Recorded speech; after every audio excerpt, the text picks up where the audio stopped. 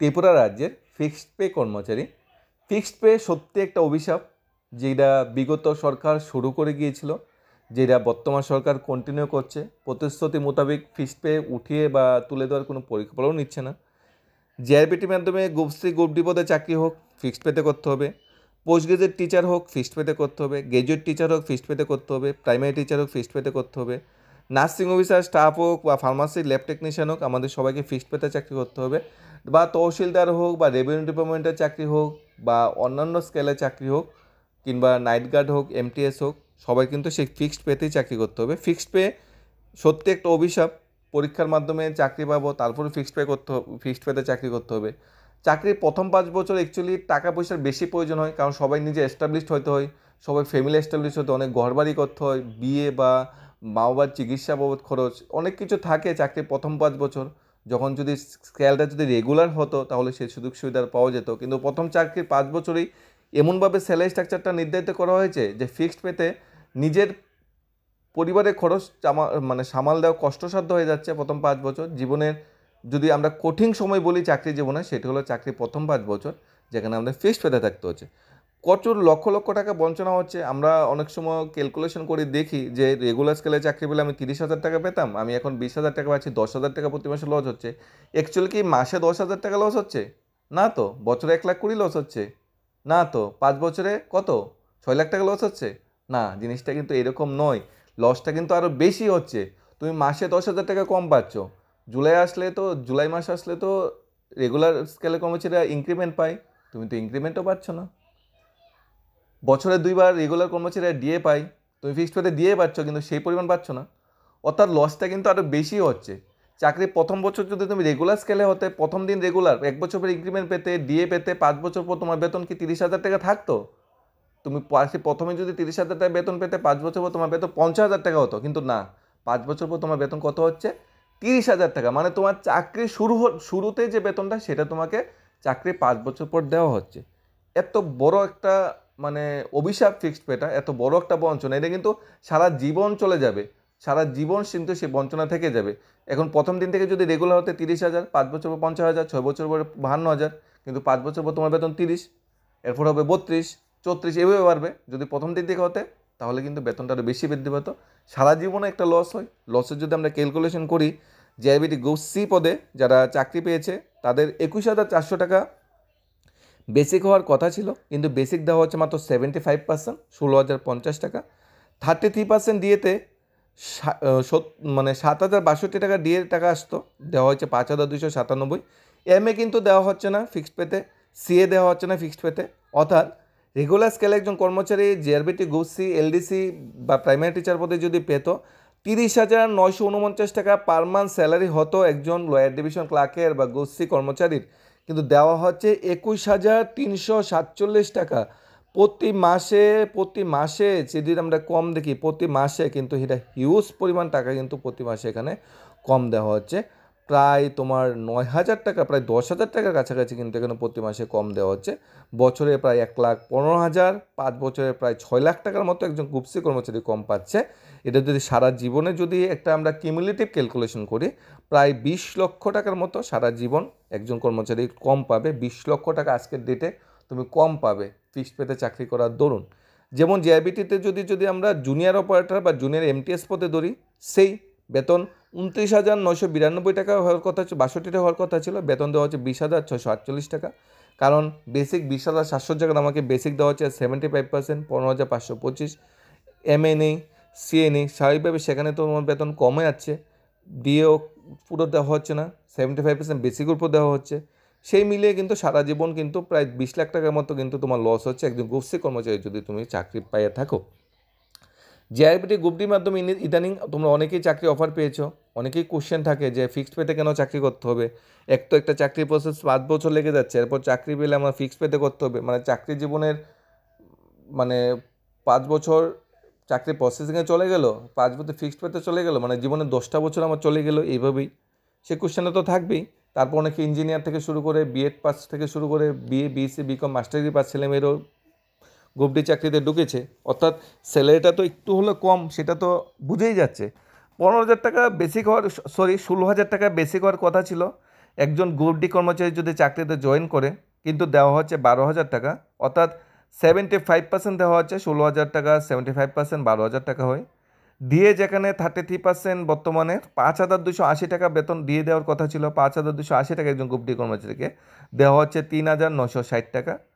এছাড়া 8% দেওয়া হচ্ছে না, ঘর ভাড়ার টাকা দেওয়া হচ্ছে না। কিন্তু গ্রুপ ডি কর্মচারী কিন্তু বাড়ি থেকে দূরে দূরে কিন্তু পোস্টিং পড়েছে, যাতায়াত করতে হয় বা সেখানে ঘর ভাড়া থেকে কাজ করতে হয়, কিন্তু হাউস রেন্ট বা ঘর ভাড়ার টাকা কিন্তু গ্রুপ ডি থেকে কিন্তু ফিক্সড পেতে দেওয়া হচ্ছে না। মেডিকেল কি দরকার পড়ে না? যারা ফিক্সড পেতে চাকরি করে তারা কি স্বাস্থ্যের দরকার পড়ে না? তাকে ওষুধপত্রের দরকার পড়ে না? কিন্তু তাদের কিন্তু মেডিকেল কিন্তু দেওয়া হচ্ছে না, সিও কিন্তু দেওয়া হচ্ছে না। মানে সব কিছু মিলে যে বঞ্চনাটা হচ্ছে, একজন গ্রুপ ডি কর্মচারী যদি রেগুলার পে স্কেলে চাকরি পেত, আজকের দিনে 23,335 টাকা বেতন ছিল, 16,000 টাকা বেসিক, 5,280 টাকা হলো ডিএ, এইচআরএ 1,280, এমএ 500, সিএ 275, সব কিছু মিলিয়ে 23,335 টাকা বেতন হওয়ার কথা ছিল একজন গ্রুপ ডি কর্মচারী, কিন্তু দেওয়া হচ্ছে মাত্র 15,940। এটা যদি পার মান্থে যদি আমরা লসটা ধরি, 7,375 টাকা প্রতি মাসে লস হচ্ছে। এক বছরে সেই লসটা হবে 88,500 টাকা, 5 বছরে সেই লসটা হবে প্রায় 5 লাখ টাকার মতো কম পাচ্ছে একজন গ্রুপ ডি কর্মচারী।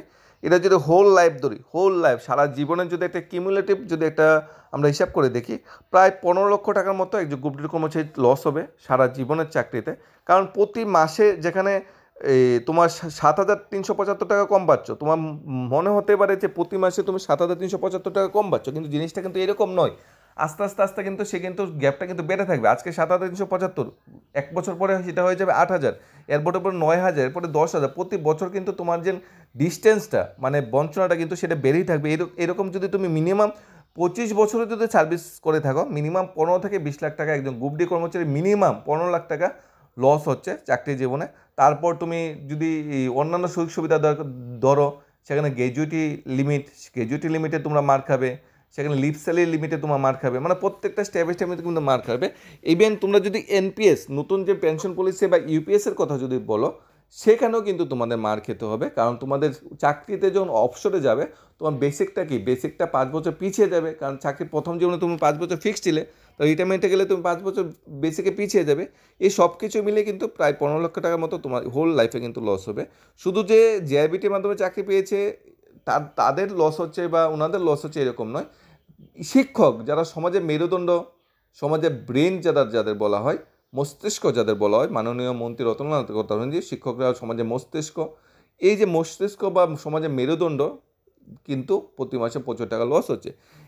এক্সটিপিজিটি শিক্ষক অর্থাৎ একজন পোস্ট গ্রাজুয়েট টিচার যদি চাকরি পায়, চাকরি প্রথমে বেসিক হওয়ার কথা ছিল 34,700, কিন্তু বেসিক তো 34,700 টাকা দেওয়া হচ্ছে না, দেওয়া হচ্ছে 75%, অর্থাৎ 26,025 টাকা বেসিক দেওয়া হচ্ছে, 26,025 টাকা বেতন দেওয়া হচ্ছে চাকরিতে জয়েন করার পরে, মানে তোমার ফিক্সড পেতে বেসিক।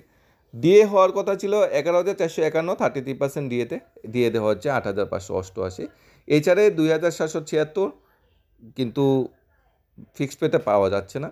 এমএ 500 ফিক্সড পেতে নেই, সিএ 275 ফিক্সড পেতে নেই। অর্থাৎ একজন পোস্ট গ্রাজুয়েট টিচার যদি চাকরিতে চাকরি জয়েন করার পর প্রথম মাসের বেতন হওয়ার কথা ছিল 49,702 টাকা। কীভাবে এসেছে? তোমরা বেসিকটা ধরবে 34,700, তার সাথে 33% দিয়ে দেবে, তার সাথে 8% এইচআরএ দেবে বেসিকের উপর, তারপর এমএ আর সিএ এটা লিমিট করা আছে 500-275। যদিও এই লিমিটটা মানদাতার আমল, আগের থেকে 20 বছর আগেও এমএ 500 টাকা দেওয়া হতো, সিএ 275 টাকা দেওয়া হতো। আজ থেকে 20 বছর পরেও এমএ আর সিএ 500-275 দেওয়া হয়, সেটি কিন্তু চেঞ্জ হচ্ছে না। এখানে 49,702 টাকা তোমার প্রথম মাসে বেতন হওয়ার কথা ছিল যদি তুমি পোস্ট গ্রাজুয়েট টিচার পদে চাকরি পেতে। তোমাকে দেওয়া হচ্ছে 34,613 টাকা, প্রতি মাসে 15,000 টাকা কম দেওয়া হচ্ছে। ফিক্সড পেতে সবচেয়ে বেশি বঞ্চনা হয় পোস্ট গ্রাজুয়েট টিচারদের সাথে, কারণ বঞ্চনাটা এমন একটা হিউজ হয়ে যায়। বছরে প্রায় 1,80,000 মতো লস হচ্ছে। আমরা যদি ইনক্রিমেন্ট ধরি বা ডিএ যদি বৃদ্ধি পায়, তাহলে 1,80,000 জায়গা 2 লাখ হয়ে যাবে, কারণ ডিএ তো কদিন পর বৃদ্ধি পেতেই পারে। 5 বছরে প্রায় 10 লাখ টাকার মতো একজন পোস্ট গ্রাজুয়েট টিচারের লস হচ্ছে। হোল লাইফে যদি 25 বছরের মতো সার্ভিস করে প্রায় 35 থেকে 40 লক্ষ টাকা লস হচ্ছে। কিন্তু যখন পে কমিশন আসবে, যখন তোমার ডিএ চেঞ্জ হবে, তখন কিন্তু 34 লক্ষ না, সেটা 50 লক্ষ হারিয়ে যাবে। আমরা জাস্ট ধরে নিচ্ছি ডিএ যদি বর্তমান সময়ে যে ডিএ আছে এই পরিমাণ ডিএ যদি থাকে, তাহলে লসটা এরকম হবে। যদি ডিএ পরিমাণ বৃদ্ধি পায় বা পে কমিশন হয়, তাহলে কিন্তু বঞ্চনাটা 34 লক্ষ না, সেটা 50-60 লক্ষ ছাড়িয়ে যাবে পোস্ট গ্রাজুয়েট টিচারদের ক্ষেত্রে। গ্র্যাজুয়েট টিচার বা টেট টু টিচার যারা চাকরি পাচ্ছে তাদের ক্ষেত্রে সেম বঞ্চনা হচ্ছে। বেসিক হওয়ার কথা ছিল 27,300, কিছু বেসিক দেওয়া হচ্ছে মাত্র 75%, অর্থাৎ 20,475 টাকা বেসিক দেওয়া হচ্ছে। অর্থাৎ বেসিকেই কিন্তু 7,000 টাকা মেরে নেওয়া হচ্ছে, বেসিকে কিন্তু 7,000 টাকা একটা কোপ দেওয়া হচ্ছে। তারপর ডিএতে এখানে প্রায় 3,000 টাকা ডিএ কম দেওয়া হচ্ছে। এইচআরএ এমএস সিএ তো ফিক্সড পেতে নাই, সবাই জানো। রেগুলার পে স্কেলে একজন গ্র্যাজুয়েট টিচার 39,268 টাকা বেতন হওয়ার কথা ছিল, কিন্তু বেতন দেওয়া হচ্ছে 27,232 টাকা। 39,268 টাকার জায়গায় বেতন কত দেওয়া হচ্ছে? 27,232 টাকা। বোঝা যাচ্ছে কতটুকু লস হচ্ছে? লসের পরিমাণটা কি? হিউজ পরিমাণ লস কিন্তু। প্রায় আমরা যদি ধরি প্রতি মাসে 12,000 টাকা একজন গ্র্যাজুয়েট টিচারের লস হচ্ছে, টেট টু টিচার লস হচ্ছে। যদি 5 বছর ধরি সেটা 7 লাখ, হোল ইয়ার যদি সেম পরিমাণ করে থাকে প্রায় 26 লাখ টাকার মতো লস হচ্ছে। টেট ওয়ান শিক্ষক যারা চাকরি পাবে, প্রাইমারি টিচার যারা, আন্ডার গ্রাজুয়েট টিচার যারা চাকরি পাবে, সেম জেআইবিটি গোসির মতোই 21,400 টাকা বেশি হওয়ার কথা ছিল, দেওয়া হচ্ছে 16,050 টাকা। ডিএতে দেওয়া হচ্ছে আরও 2,000 টাকা কম। এছাড়া এমএসসি দেওয়া হচ্ছে না। বেতন দেওয়ার কথা ছিল 30,949 টাকা, দেওয়া হচ্ছে 21,347 টাকা। মানে বেতনের প্রায় 9,000 টাকার মতো কম দেওয়া হচ্ছে। একজন টেট ওয়ান শিক্ষককে 9,000 টাকা প্রতি মাসে কম দেওয়া হচ্ছে। চিন্তা করা যায় বঞ্চনাটা কোথায় গিয়ে দাঁড়িয়েছে। 5 ইয়ার্সে 5 লাখ, পুরো হোল ইয়ারে প্রায় 20 লাখ টাকার মতো কম দেওয়া হচ্ছে। আমরা যদি স্টাফ নার্স বা নার্সিং অফিসার পোস্টে যারা জয়েন করছে তারা যদি দেখি, সেম পোস্ট গ্রাজুয়েট টিচার আর স্টাফ নার্স বা নার্সিং অফিসারের পোস্টিং বা আমাদের স্কেল, যে স্কেলটা বা লেভেলটা কিন্তু সেম, লেভেল 10, গেট পে 42 অনুযায়ী। বেসিক 34,700, দেওয়া হচ্ছে 26,025। 49,000 টাকা বেতন হওয়ার কথা ছিল, বেতন দেওয়া হচ্ছে মাত্র 34,613 টাকা। এখানে কিন্তু প্রায় 9 লাখ টাকা থেকে 10 লাখ টাকা প্রতি মানে 5 বছরে লস হচ্ছে। আমরা যদি ফার্মাসিস্ট বা ল্যাব টেকনিশিয়ান পোস্টটা যদি ধরি, এটা গ্র্যাজুয়েট টিচারের যে পোস্ট, সেই পোস্ট একজন গ্র্যাজুয়েট টিচার যে পোস্ট, অর্থাৎ লেভেল 9 সেল 1 অনুযায়ী, গেট পে 250 অনুযায়ী, এখানে 7,300 টাকা বেশি হওয়ার কথা ছিল ফার্মাসিস্ট বা ল্যাব টেকনিশিয়ান পোস্টের, যারা ইদানিং চাকরি পেয়েছে। দেওয়া হচ্ছে 20,475 টাকা, মানে 7,300, 75% দেওয়া হচ্ছে, পুরোটা দেওয়া হচ্ছে না। এখানে ডিএ দেওয়া হচ্ছে 6,757, যেখানে 9,009 টাকা ডিএ দেওয়ার কথা ছিল। এইচআরএ দেওয়া হচ্ছে 8%, কিন্তু ফিক্সড পেতে দেওয়া হচ্ছে না। এমএ 500 ফিক্সড পেতে নেই, সিএ 275 ফিক্সড পেতে নেই। প্রতি মাসে বেতন হওয়ার কথা ছিল 39,268 টাকা, দেওয়া হচ্ছে 27,232 টাকা। প্রতি মাসে 12,000 টাকা কম দেওয়া হচ্ছে। 5 বছরে প্রায় 7 থেকে 8 লক্ষ টাকা কম দেওয়া হচ্ছে। যদি এইভাবে চলতে থাকে, সারা জীবনে 26 থেকে 30 লক্ষ টাকা লস হচ্ছে একজন ল্যাব টেকনিশিয়ান বা ফার্মাসিস্ট পোস্টে যারা চাকরি করে তারা। পরীক্ষাতে চাকরি পেয়েছে আমাদের মানে দেশে কোনো রাজ্যে টেট শিক্ষকদের ফিক্সড পেতে চাকরি করতে হচ্ছে। এক তো সেন্ট্রালের শিক্ষকের যে পে স্কেলটা বা পে কাঠামোটা অনেকটা বেশি, ত্রিপুরার যে শিক্ষকের পে স্কেল বা পে কাঠামোটা কম, তারপরেও চাকরি পেলাম। আমরা 12 পাস করলাম, বিএ বিএসসি বিকম বা মাস্টার ডিগ্রি করলাম, 50% মার্কস পেতে হবে, বিএড করতে হবে, বিএড করে আসলাম, ডিএলএড করে আসলাম, আর টেট পরীক্ষা দিতে হবে। টেট পরীক্ষার 60% মার্কস পেলে পাস। অন্যান্য টিপিএসসি বা অন্যান্য পরীক্ষার যেখানে 40-30% মার্কস পেলেও পাস করা যায়, টেটের ক্ষেত্রে 60% মার্কস পেলে আমাকে পাস করতে হবে। পাস মার্কস 60% মার্কস পেলাম। 2 বছর পথে ঘুরলাম, চাকরি দেওয়ার জন্য অফার, প্লেস অফ পোস্টিং দেওয়ার জন্য গভর্নমেন্ট থেকে অফার দিচ্ছে না, চাকরি দিচ্ছে না। তারপর জল কাটানো গ্যাস খেয়ে আমরা চাকরি পেলাম। চাকরি পাওয়ার পর চাকরি প্রথম 5 বছর আমাকে ফিক্সড পেতে থাকতে হচ্ছে। আসাম সরকারের অধীনে একজন শিক্ষক যদি চাকরি প্রথম মাসে 50,000 টাকা বেতন পায়, ত্রিপুরায় পাচ্ছে 20,000 টাকা বেতন। অর্থাৎ আমাদের যে ডাবল ইঞ্জিনের যে নীতিটা, সেটা আসাম পর্যন্ত এসেছে, আসামের পর ত্রিপুরায় আসছে না। আমরা ডাবল ইঞ্জিনকে সরাসরি দোষারোপ করবো না। আমরা এই যে পলিসিটা চালু করেছে কে? পলিসিটা চালু করেছে বিগত সরকার। বিগত সরকারের সময় পলিসিটা এসেছিল ফিক্সড পে। তারা কোমরটা ভেঙে দিয়েছিল প্রাক্তন মুখ্যমন্ত্রী মানিক সরকার, ফিক্সড পে কর্মচারী নিয়োগ করে একদম জনসাধারণ কর্মচারী শিক্ষকদের কোমরটা ভেঙে দিয়েছিল। এই যে কোমরটা জোড়া লাগানোর দায়িত্বটা নিয়েছিল 2018-20 ডকুমেন্ট অনুযায়ী বর্তমান সরকার, বর্তমান মুখ্যমন্ত্রী। কিন্তু তারা, এই মুখ্যমন্ত্রী বা এই সরকারও কিন্তু সেই কোমরটা জোড়া দেওয়ার কিন্তু কোনো পরিকল্পনা নিচ্ছে না। সেই ফিক্সড পেটের যে অভিশাপটা, সেটা কিন্তু টেনে নিয়ে যাচ্ছে। একজন ফিক্সড পে শুরু করে কোমর ভেঙেছে, একজন প্রতিশ্রুতি দিয়ে প্রতিশ্রুতি বাস্তবায়ন না করে কোমরটা আরও ভেঙে দিয়েছে। এখন সবার একটা আশা যে অষ্টম বেতন কমিশন চালু হলে তো ফিক্সড পে উঠে যাবে, কিন্তু অষ্টম বেতন কমিশনের সাথে কিন্তু ফিক্সড পেতে কিন্তু কোনো রুলস রেগুলেশন নেই। ফিক্সড পে আর অষ্টম বেতন কমিশন দুইটা কিন্তু পুরোই আলাদা জিনিস।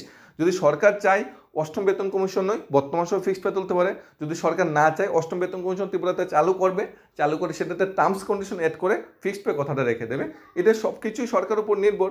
কেন্দ্রীয় সরকারের অধীনে অনিয়মিত চুক্তিবদ্ধ কিছু কর্মচারী আছে, তারা কিন্তু অষ্টম বেতন কমিশন সুবিধা পাচ্ছে না। কেন্দ্রীয় সরকারের অধীনে অনেকগুলা কর্পোরেশন আছে, তারা কিন্তু সপ্তম বেতন কমিশন সুবিধা পাচ্ছে না।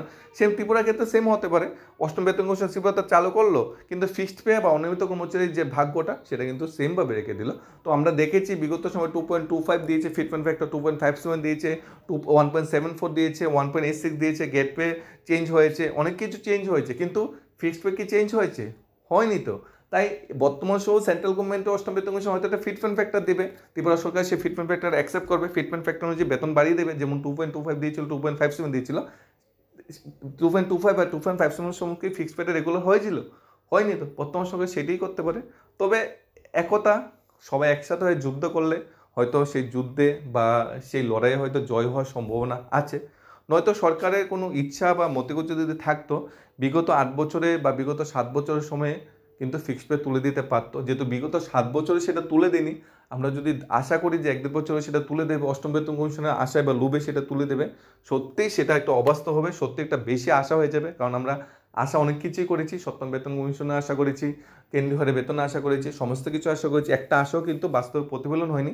তাই এটাও আশা করলে হয়তো বাস্তবে প্রতিফলন না হওয়ার সম্ভাবনা থাকতে পারে। তবে একতা, আন্দোলন, তারপর সরকারের চাপ সৃষ্টি, হয়তো কিছুটা সলিউশন আসতে পারে। সব কিছু মিলে এই বঞ্চনাটা বিগত সরকার শুরু করছে, আর বর্তমান সরকার সেটাকে টেনে নিয়ে যাচ্ছে, এবং লস যেটা হচ্ছে সেটা হিউজ লস হচ্ছে। চাকরি জীবনের প্রথম 5 বছরের লসটা সারা জীবন সেটাকে মানে মেকআপ বা সারা জীবন সেটাকে মানে মানে সারা জীবন এই শূন্যস্থানটাকে পূরণ করা কষ্টসাধ্য হয়ে পড়বে। চাকরি প্রথম 5 বছর ফিক্সড মানে সারা জীবনের কলঙ্ক, সারা জীবনের বঞ্চনা, সারা জীবন সেই বঞ্চনা কলঙ্ককে নিয়ে যেতে হবে ধাপে ধাপে ধাপে ধাপে। একমাত্র যারা বর্তমানে রেগুলার হয়েছে ফিক্সড পে কর্মচারী, তারা জানে তাদের বেতন এখন কত এবং কত হওয়ার কথা ছিল। যারা 5 বছর পরে শিক্ষক রেগুলার হয়েছে, তাদের বেতন কত? 30-40 হাজার হয়েছে। তারা যদি হিসাব করে দেখে, আপনারা যদি হিসাব করে দেখেন, দেখবেন বেতন আরও বেশি হওয়ার কথা ছিল, কারণ প্রথম 5 বছর তো কেড়ে নেওয়া হয়েছে। যাই হোক, বঞ্চনা থেকেই যাচ্ছে। আমরা আশা করছি সেই আশা কতটা বাস্তবে সেটা সময়ে বলবে। ধন্যবাদ সবাইকে। Study job Tripura YouTube channel.